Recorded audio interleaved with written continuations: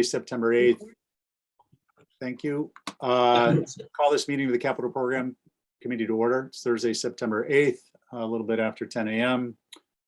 Meeting is being audio video recorded, will be posted to the town's website. Please don't post anything you don't want to be seen or heard. Get a motion to approve the agenda, please. So moved. Was that you, Jill? Yes. Can you hear me? Okay, great. On your motion, Aye. Richard? Aye. PJ? Aye. Okay.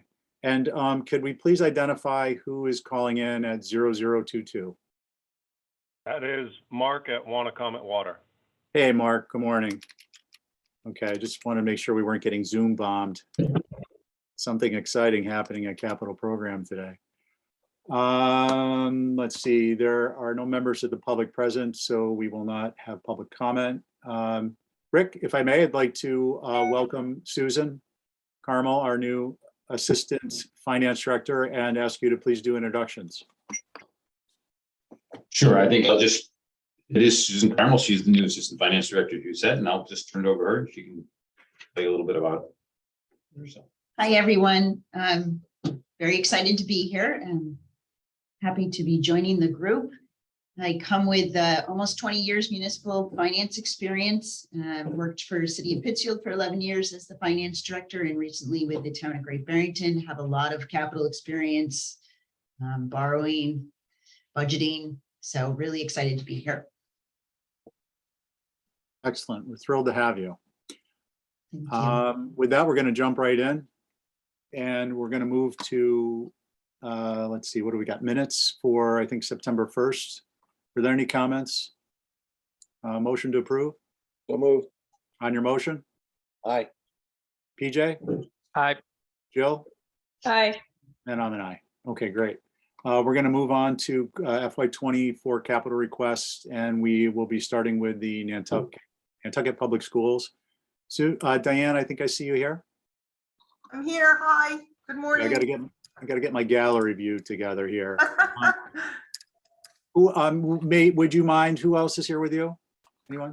Beth Hallett, the superintendent, and our finance director, Martin Angulo. Oh, okay, great. Hi, Beth. Hi, Martin. Welcome to. Oh, and Jen Erickson's here as well. Sorry. Oh, hey, Sorry, Jen. Okay, great. And if you'd like to start, we have you down for IT infrastructure first. Jen.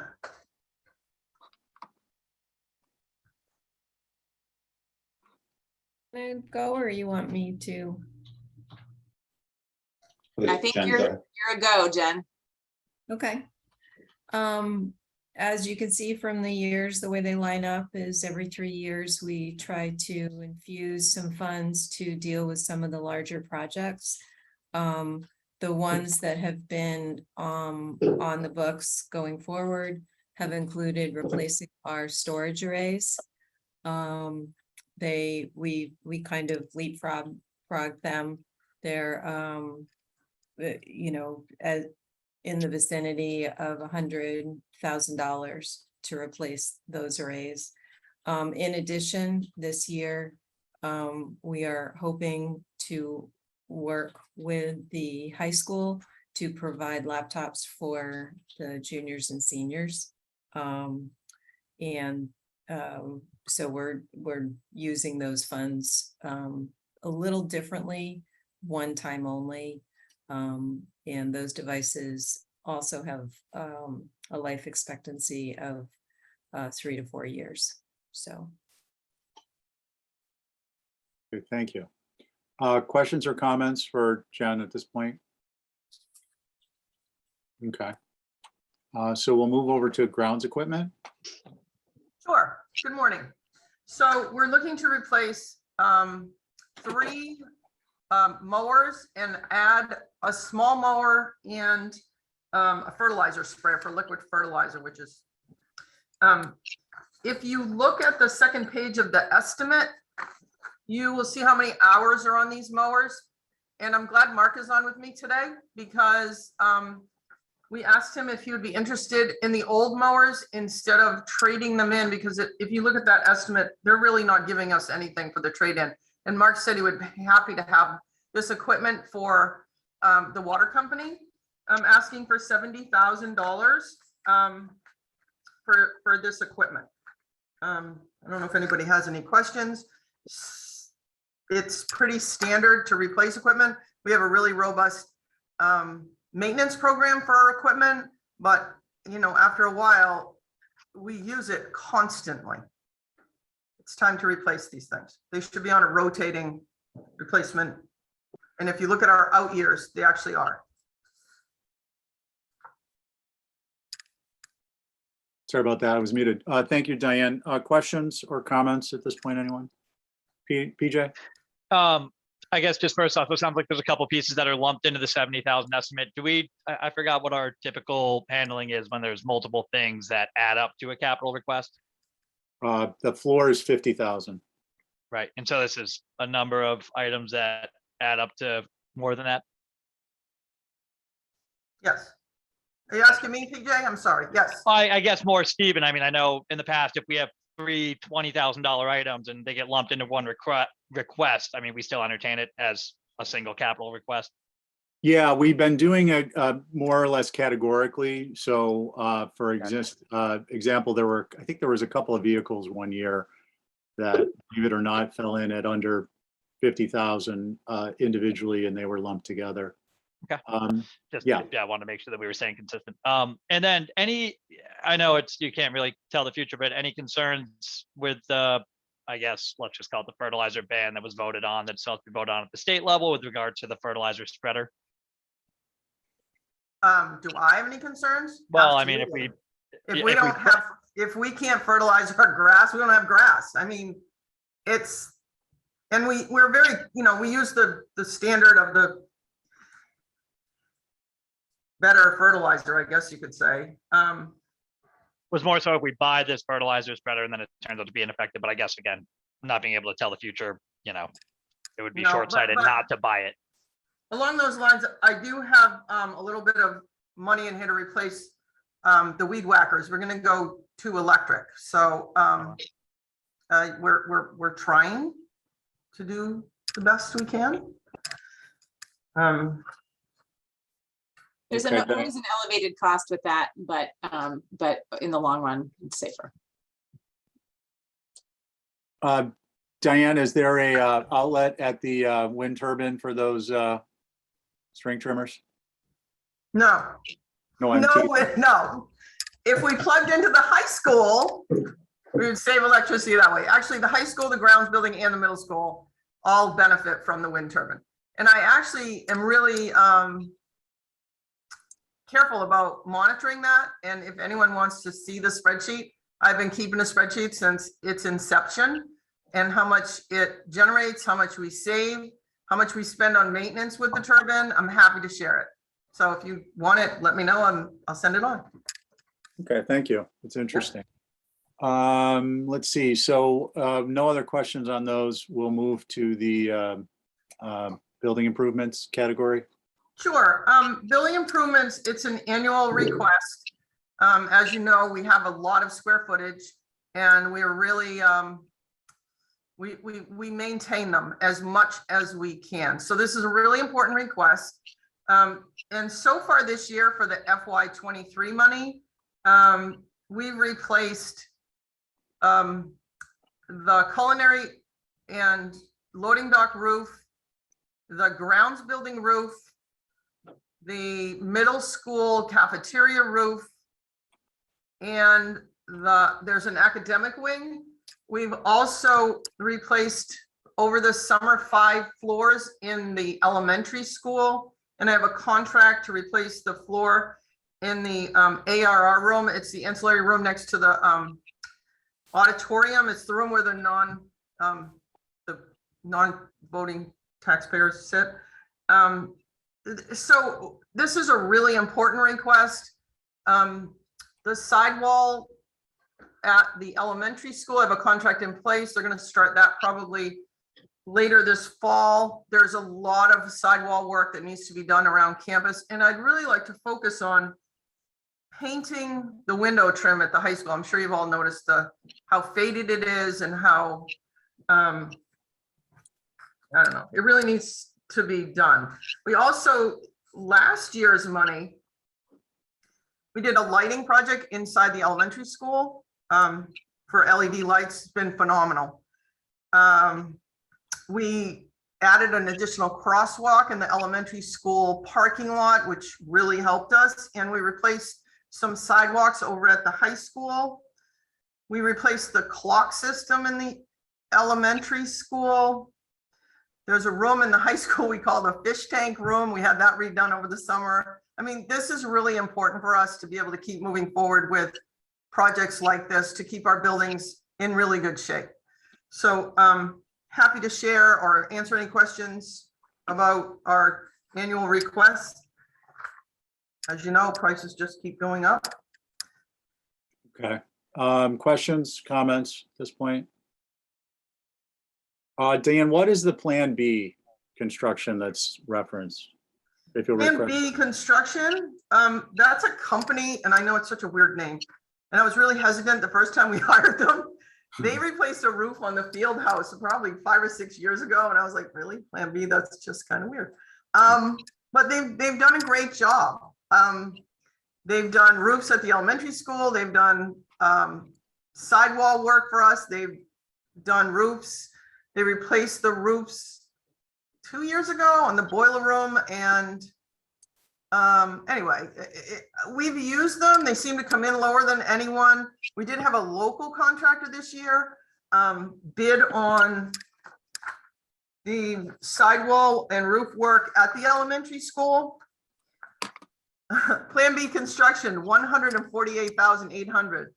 SMB&D, which is a local company, 149,705. So, I mean, I have to take the low bidder if I don't have any reason not to, but they're in the running. I don't have any reason not to pick them. They do a good job. Okay, thank you. And then is the intention for the remainder that's not referenced as floor repair and the shingling floor upgrades? Is that intended for cabinetry, or is there a group So of small? cabinetry in the elementary school, Chip and I have really struggled. No one wants to do it. It's all custom work. I bid it out. I get nothing. We've called people. We've called probably 6 or more contractors, vendors. No one wants to touch it right now. I don't know if people, sorry. I don't know if people are too busy right now. If in another year or two, when things slow down, we can revisit the cabinetry. Dave Devendorf, who's local, initially did the first set of classrooms. It came out phenomenal, but he's too busy right now. So Okay, kind of. nope, it's helpful information. Let us know what's going on. Thank you. Okay, great. So now we're going to move on to your next item. My 24 Surfside House, and I know PJ would love to talk about this. He was there when we brought the architects over to review the project. We'd like to turn it into offices right now for the central office and an apartment on the second floor with the thought process of our campus-wide master plan. So if we need a new school, which as you can tell by our enrollment, which is going up, it's the highest enrollment we've ever had to open school, 1723. It is rising. Eventually we will have to build a new school, and that is the site that was sort of picked as the master plan was evolved. And so we would hope to move the building up by where the buses park right now, because that's school property, turn it back into just housing. And like I said, that site would be used for the new school. So that is the master plan. But for right now, we really need central offices to get them out of the school buildings. Many people are housed right now in the elementary school, and they're taking up classroom space and they're taking up office space that is really needed in the schools. There's people in the high school, there's directors that are using spaces in there for their offices. It's It's not ideal. It works. We made it work. But this is a step to renovate this house, to make it usable for the next few years until we do or don't build a new school. I don't, no one knows the future. Sometimes enrollment goes way up and then it comes way back down. So right now we're just kind of riding the wave, so to speak, but we really need to renovate this building and get those people out of the school buildings, if that makes sense. Beth, you want to say anything about this? Sure, it is a needed thing. Our central office is really kind of spread out, and so it's challenging when you're trying to reach someone who you normally would cross the hallway and knock on the door when they're in another building. So the house that the Kaiser property is in great shape, but it does need to come up to compliance for office space use, and we wanted to find a solution where we could not only serve the needs of the administration and of central office, but also add some housing to it as well. So we do have, it is a multi-use, and the top floor will be a residence. So that's something we can, again, turn over to teacher or staff housing. So we feel that it's an important addition, and it's going to be really helpful to us. And again, because we know we could move it, that's the other value with it. It's not going to be demolished or anything, and we don't have a read on what's going to happen with the need for a new school just yet. Every year is different, and as of now, we are definitely at the highest enrollment we've ever been. But things may change over the next 3 or 4 years, and we may see that we don't need to move. That at least we have that space available to us. Thank you, Beth. Questions or comments at this time? Richard? I have 2 questions. Not specific to this, but I'm just curious if the school department received any COVID relief funds, and if so, how they were spent. And then I just need an update on the Fields project. Okay, so Richard, I'm going to hold those just so we get through this one, and then we'll entertain those, okay? Okay. Just so we stay on topic if anyone has questions. But thank you. Jill? I didn't hear, Diane, did you say, will this be done, I guess, will be done for 2024? Is that sort of the plan? Yes, that's correct, Jill. Thank you. Hope. And you can tell, I mean, if you look at the estimate, it's 1524 and we asked for 165. I'm looking at bids coming in for renovations, and they're millions of dollars more than the projected. At this point, 165 is probably the best we can hope for. I don't know. Are you all allowed to take donations, Diane, for appliances and furniture and things like that? I think, and that's a Brian Turbot question, or Martin, I believe we can take donations if they're given with a specific, we can't go out and solicit donations, but we can, if they're given for a specific use. So I know like people give donations for the community school, for the swimming program or something like that. That's, those things are fine. I know for a fact we cannot solicit for donations. Okay. Thanks. I got a couple. One is, I note the apartment for staff. Is that something you anticipate? There's not a right or wrong answer. Some type of an offset in your operating for an income, or how are you looking at that? It's number one. Yes. What do we do? Same way we do 32 Surfside, Steve. Okay, Yes. great. So there'll be a little bit of something there. Mhm. I guess the bigger picture for me is, when do we anticipate, I know you guys have embarked upon, well, number one, you typically do very thorough planning, which we appreciate. And I understand that you have, you're working on the campus-wide improvement plan. I'm not sure what the title is. That's why I hesitate. No, that's about right. Campus-wide master plan, improvement plan. So where does this fit in timeline-wise to the next set of major, if there are major revisions to the campus? So I'm happy to speak to this. We are currently at a bit of a halt until we can determine what's going to happen with our fields. because our fields is the next step in understanding where things are going to fit in. So we need to make some adjustments to our fields in order to then move things along for a new school and for additional staff housing or whatever else we have in our plan. And like I said, we're at a bit of a standstill until we can get things moving with our fields. And some of that has to do with the type of field we're going to be using, whether it is traditional grass fields or our synthetic turf. We won't go down that route today, but that is kind of what's holding us up at this moment. We will definitely need to approach that quickly. Obviously, we are looking carefully at enrollment, looking at the number of students coming in. We did have a larger bubble of students that have come through our system and are about to graduate. So in the next 3 years, we are going to see our enrollment dip a little bit because of the numbers coming in and the numbers where they are, and continuing in the continuity across the K to 12 years. So we don't foresee a new middle school in the next 5 years, so to speak. The only other unknown is how many students come into the district from off island.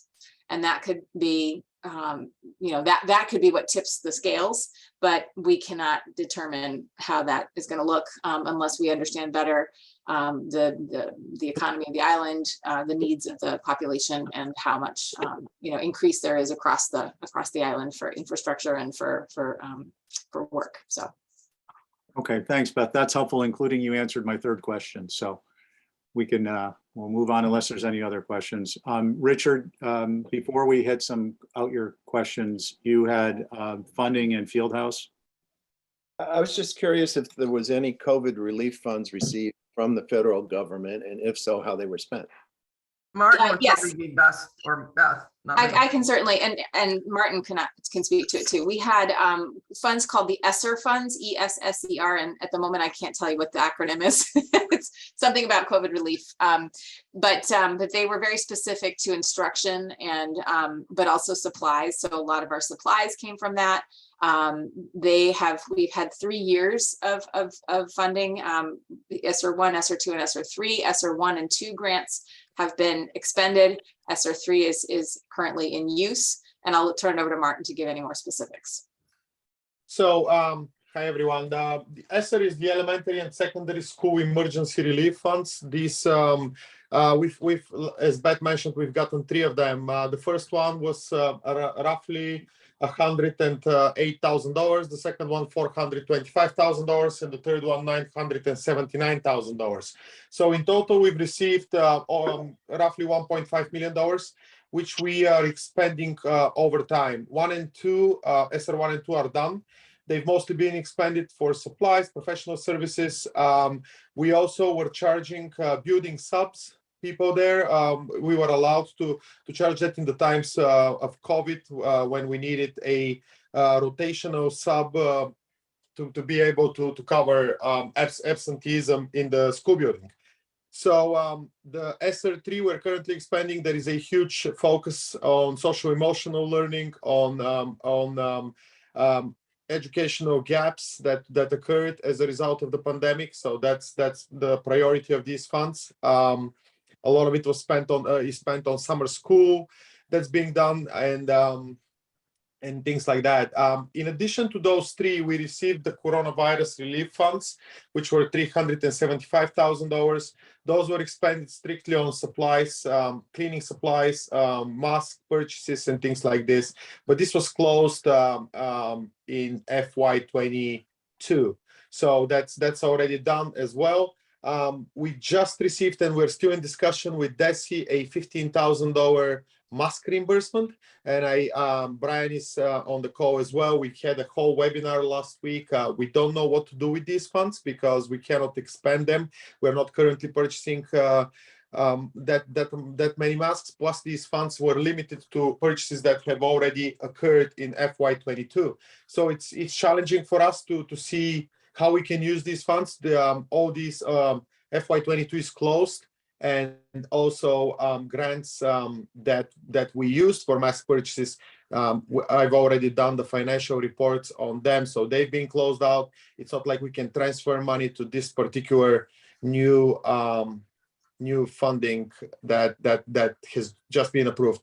Department of Education in general has been a little slow approving funding, and this one was a great example. It came in August for something that occurred the previous fiscal year. So it's DESI realizes it's difficult. So they're in negotiations now to see if they can allow us to expend this money in the current fiscal year as well, due to the late approval and disbursement. So we'll see how that goes, and we can update.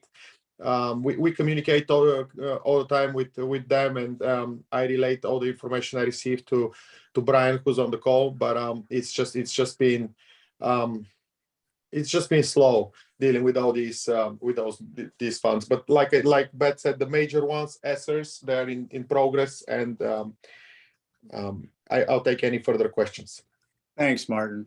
Jen, you actually wanted to comment? No? You're muted. In addition, we had funds come through the E-rate program with USAC. So they spun up what's called the emergency connectivity funding. And that provided us with $166,000, for which we purchased Chromebooks for what we affectionately call the littles. So they were able to get newer devices last year. It was kind of a one-time only thing. They had a few passes of the funding, but we were able to tap into that for devices. Thanks, Jen. And for our viewers at home on the edge of the seat eating their popcorn, USAC is what? Do you know? Oh, I'm sorry, I didn't mean to put you on the spot. It's the, yeah. United States Aid. I don't know what the United States accessibility, something. Okay. All right. Just curious. Thanks. All right. Fieldhouse. Was that one of your questions, Richard? I was just curious. I think I've got the update from Beth on going forward, but we approved 5.6 and change million last year. Yes. How much of that was expended, and what's the progress report there? We built 5 tennis courts and a beautiful baseball field over off of Bacchus Lane, still under construction. It'll probably be ready for play in the spring if we can get the tennis people to come back and coat the courts. The fencing should be completed probably this weekend. Victor will be in, I believe, on Friday to put the base coat in on the rest of the driveway, and then next week he'll be doing the parking in the driveway. There has been an enormous amount of work done over there. The bids were around $5 million. I don't have, Richard, I don't have the number right in front of me right now, but it came in, the low bidder was a little more than $5 million. So it's been a great project. We're really excited about having 5 tennis courts on the campus for, the public school. And I'm hoping that the community school takes on the tennis courts when the high school, middle school isn't using them for athletics, and maybe run some younger children programs. And obviously there'll be public time that would be available, but I believe it would probably be run by like the pool. Alicia and I had a brief conversation about it, but I don't know the actual specifics of how they're going to run the community use programs. We talked briefly about maybe using it like they do the pool, something like that. I don't know. That's really a question for her. Baseball, the sod was laid the last couple of weeks. It looks great. Irrigation is completed. They're going to be doing a little bit of lighting and lots and lots of cameras over there in the next couple of weeks. So we're all working really hard on that. And like I said, it did come in around $5 million. Richard, I can get you specific numbers if you'd like. No, this is great. These are all good stories. You need your PR guy to get some of these out. I can add to the tennis. I had a conversation with the director of the community school, Alicia Graziadei, yesterday, and we did talk about them taking over the management of the use of the tennis courts for the public. They're thinking of looking at it as they do the swimming pool, so that there can be a small registration fee and then court time, et cetera. So they're thinking that that would be the direction that they would go when the schools were not using the tennis courts for either phys ed classes or tennis practice. Thank you. Thanks, everybody. That's great news. On the roof replacements, just looking at out years briefly here, Diane, I guess, it appears to be a placeholder number. And then the other one is the campus-wide improvements. IT, I think we've kind of covered and we understand projecting out. So for the roof replacement and the campus-wide improvements, if there's anything that you would like, a chance to kind of highlight at this point, here's a chance. If it's just a placeholder and pending additional information and so on and so forth, we can leave it as it is. So roof replacements, I did push out to next year, and I talked to Rick about it a little bit. And we've replaced so many roofs under the roof replacement and under, before I asked for roof replacement specifically, under building improvements. Until we start replacing flat roofs, I don't anticipate, and I could be wrong, having to use that for right now. So I sort of pushed it out. It was in FY24. We pushed it out and then did it every other year. It's kind of a placeholder as well at this point. I'm not comfortable saying I'm going to need that next year. The $750 a year was something that Capital asked us to keep in long ago when we had initially started the campus-wide master plan. And again, placeholder. We've had discussions with the town about what we're going to do with our fields because, and I don't want to get into this whole synthetic thing, but are they going to replace with synthetic? Are they going to go with grass? If we go with grass, we can't use our fields for 18 months after construction is complete. So we need a plan in place for athletics before we can even entertain breaking ground over here or asking for money. So that's the hard reality of it. There isn't any other way around it. There's no playing on a field, especially football and lacrosse, until the sod is established and until obviously construction is completed. Takes about 18 months, actually almost sometimes 2 years to get it to establish to the point that you can play those really rough sports on it. Baseball is a little different. Your outfield it's a less aggressive. I'm sure you can understand that. But that's what that $750 is for. It's just to keep the campus-wide improvement plan in the capital plan because we don't know where we're going with it yet. Does that make sense? I hope it makes sense because it makes sense in my head. Makes sense to me. Okay, good. Okay, thank you. All right, any other questions at this time for school while we got them here? Okay, well, with that, we'll thank you. And if there's any follow-ups, we'll let you know. Thank you. Thank you very much. Thanks, guys. Thanks, everyone. We're gonna Bye. move on to Appreciate it. Water Company with Mark Willett. Hey, Mark, How you doing? we're doing well. How you doing? Doing great. Good. It sounds like you got some new used lawn equipment, so you're probably in even a better mood. Yeah, I mean, believe it or not, we have a lot of ground we have to maintain all around our pump stations. We've got like 30 acres here at the office at One Milestone. Then we have all of Sconset, the state forest, and off of Pulpus Road, 43 Pulpus. So we have, yeah, we'll take that stuff and use it all the time. I'm glad that opportunity to take that from Diane. It's gonna work out really well. Good news. We're going to let you get started with the replacement program that you've got listed at 1.175. Yep, so Mass DEP, and this has been part of our program throughout the last decade, is to eliminate all lead services. So for Sconset right now, all lead services have been removed from Sconset. There are none left. We're down to under 100.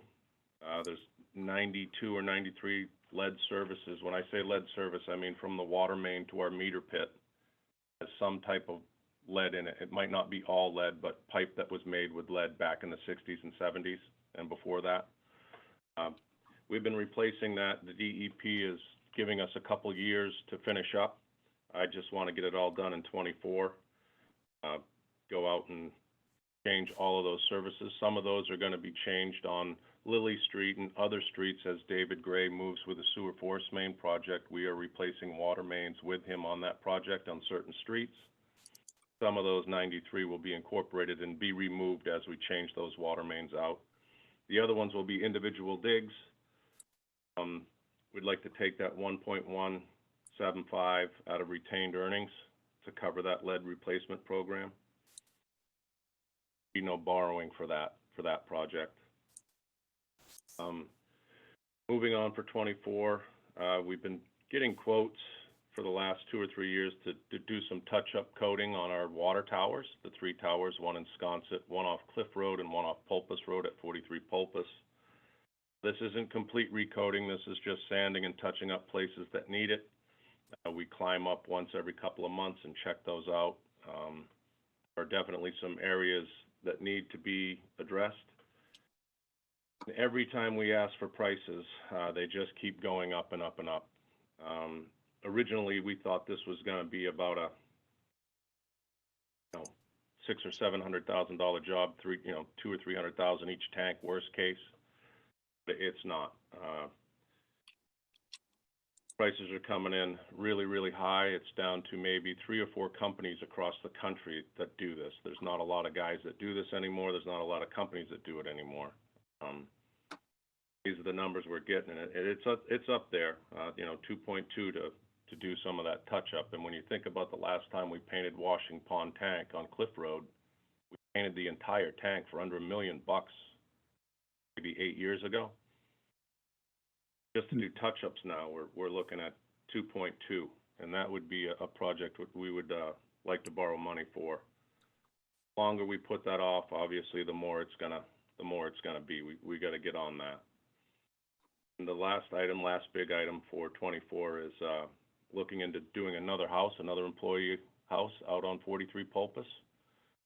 Now that David has done the Shimo project and sewer is out there, we can stay outside of our Zone 1 from those wells, and we have space to put another home in. We've actually been looking at a few houses to move, and we're putting in there about 1.5.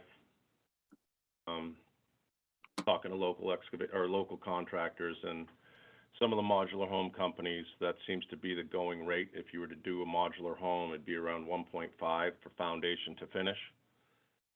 We'd like to take that out of our retained earnings as well. Those were the 3 major projects for 24, where we would end up borrowing the 2.2 for the tank touch-up and then taking like 2.6 out of retained earnings for the other 2 projects. Okay, thanks, Mark. Questions for Mark on these projects? Richard? Hello, Mark. I'm just curious, how will you determine who gets the housing? It'll be Wanacomment employees. We have 2 younger gentlemen that they're both okay right now where they are. But if we had a place to put them, they would go there. One's in the basement at his parents' house, and the other is in a family house that they're able to use right now. So if we had that would be Wanacomment employees going into that house. Okay. And anyone else? PJ? Yeah, hey, Mark, just curious, how much housing does the Wanacomment Water Company currently own? We currently just have the one at 43 Pulpus. It's a 3-bedroom house, and we have an employee in there right now. Gotcha. And how are you guys holding up with, maintenance, repairs, stuff like that, given the state of the trades right now and how, competitive and pricey it is? We do a lot of it ourselves. Awesome. We do. We can replace a window. We can replace doors. We had a water leak in a ceiling. We took the ceiling down. did all the repairs ourselves. So we've been kind of doing it as these prices escalated. We kind of handle that in-house by ourselves. Nice, that's a- I've been talking with a few local guys to see if we can get somebody under contract to continue that with us. Mhm. And as you know, and as you just stated out, some of the prices we're getting back are, I'm not opposed to anybody making a dollar, but some of these prices are getting really, really, really out there. Yeah, and it's assuming that you can, even get people to get back to you with a quote.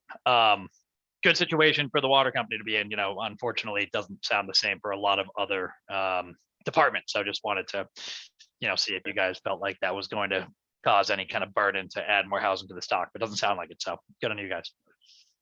No, we should be okay with it. Thank you. Any other questions?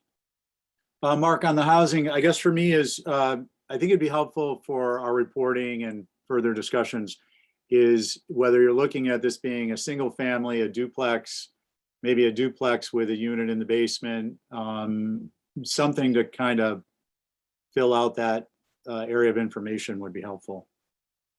Yeah, I would have that in there. I actually just had a commission meeting right before this meeting this morning, and the Water Commission's kind of split on that.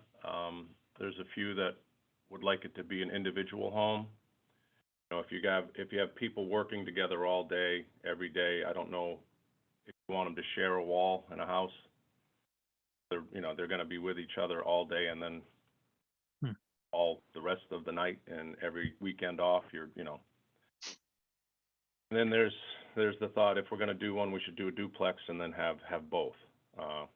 So we haven't pinned down what it's going to be yet. I just know we're going to do one or the other. Okay, yeah. And just on the duplex concept, that's definitely something that I've been involved in discussions on with staff who live and work together. If the duplex route is taken, you all might want to consider making it an extra 4 or 6 feet wide and using the in-between space as opposed to as a common wall as a closet storage type area, so that there's actually a dead space. And it also gives you a little bit more room in the backyards and the front yards for some landscaping to create a little bit more of a sense of privacy. And, so you're not going outside and you're just on the other side of the fence of Tom or Linda, whoever it happens to be who you work with. Just a thought. So is that something we could expect some supplemental information from you sometime this fall? Yes, without a doubt. Okay, that's helpful. Thank you. Any other questions for Mark at this time on current years?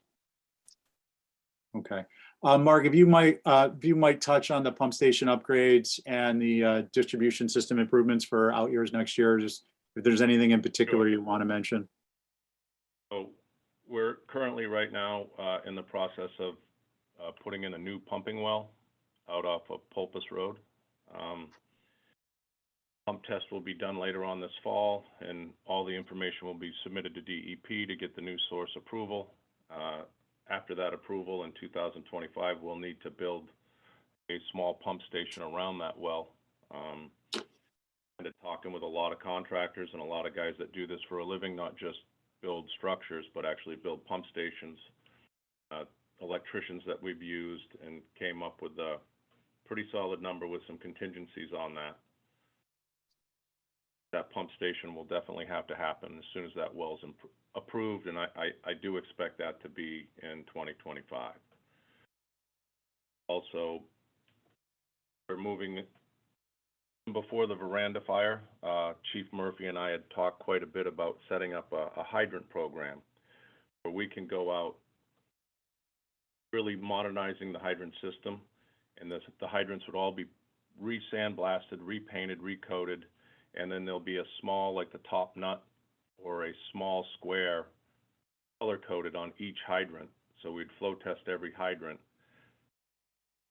When the fire department pulls up and there's a fire like at the veranda house, they can by color code, they'll know how many gallons a minute they can get from each of those hydrants, so they can equip them to fight that fire more effectively.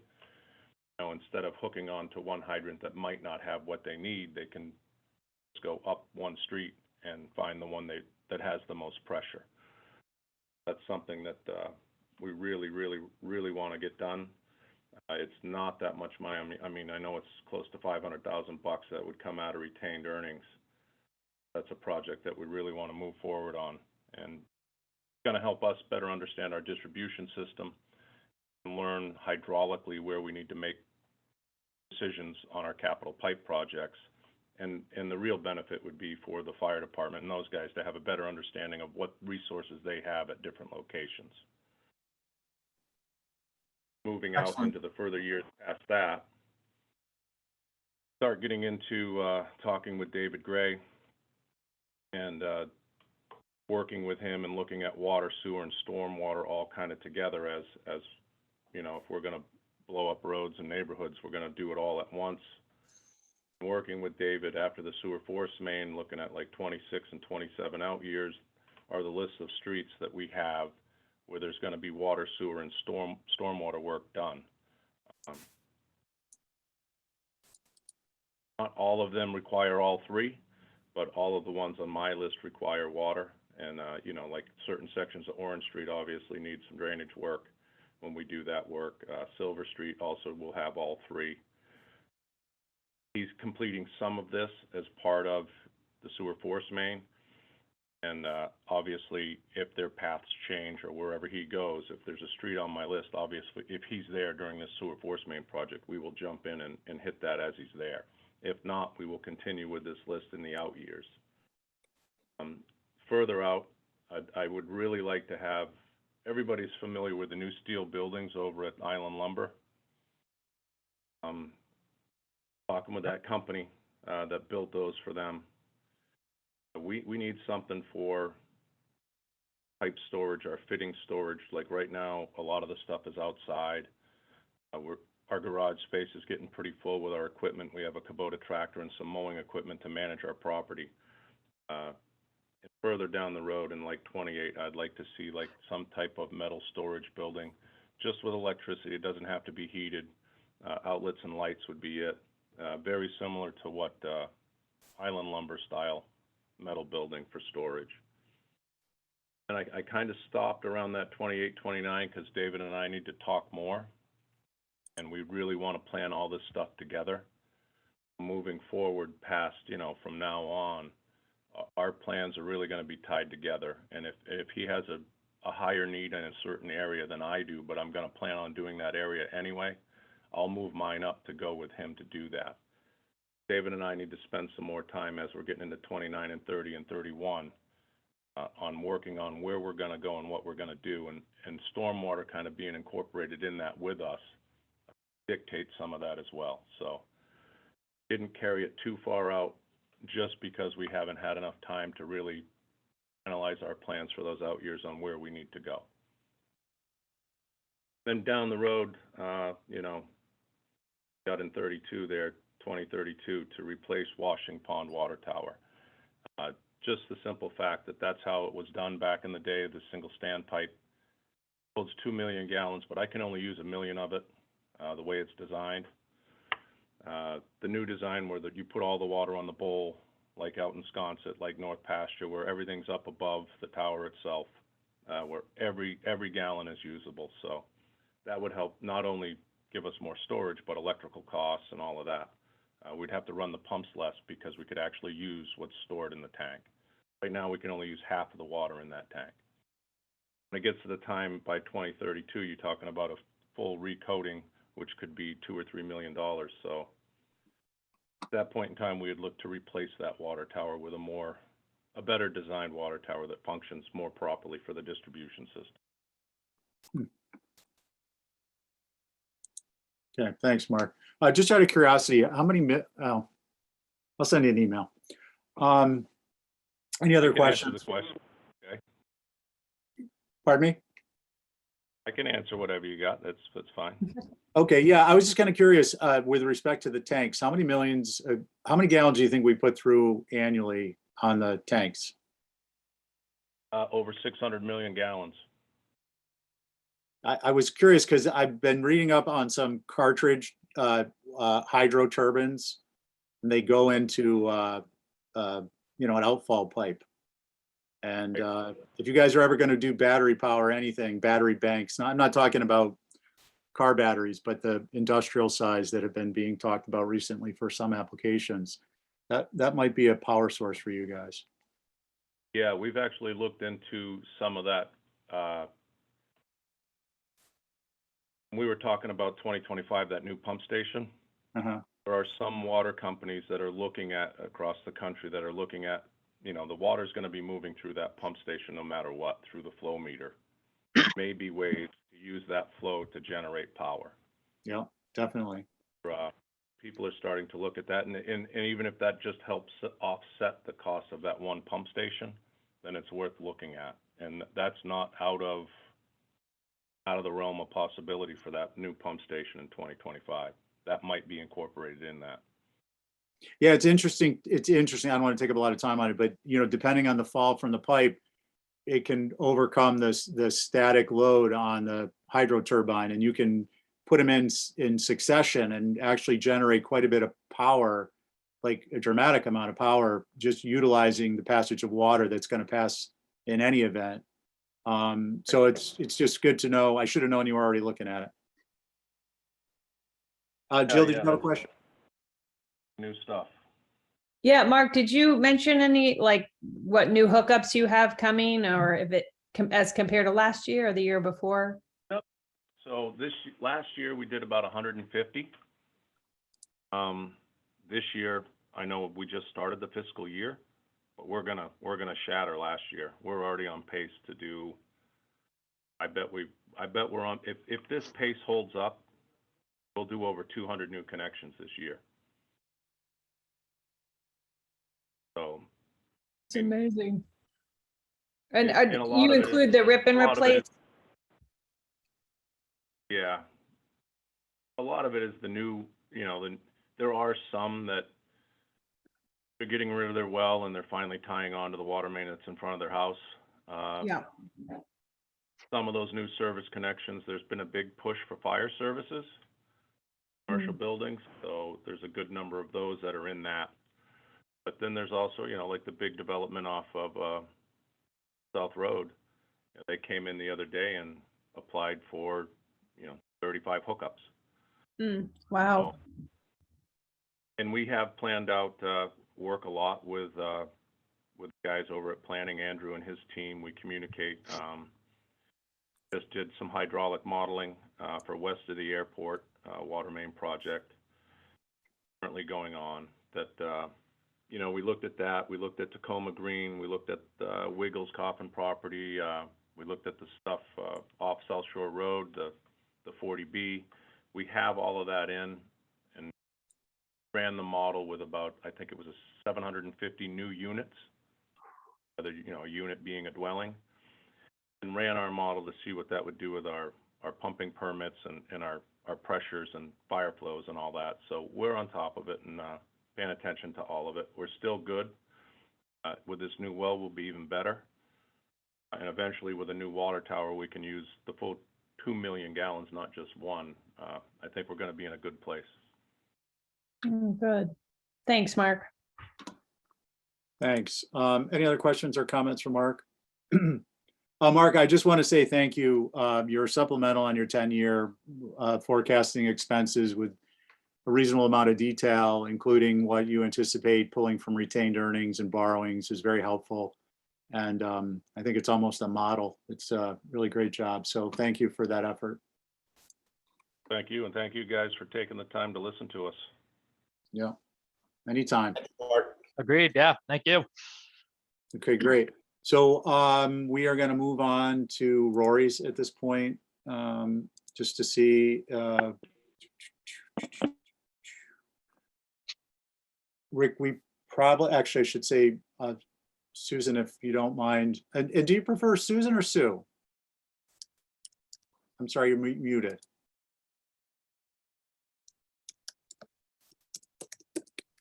There you go. I prefer Sue, please. Okay, Sue. Names are Thank you. important. Got to get that right.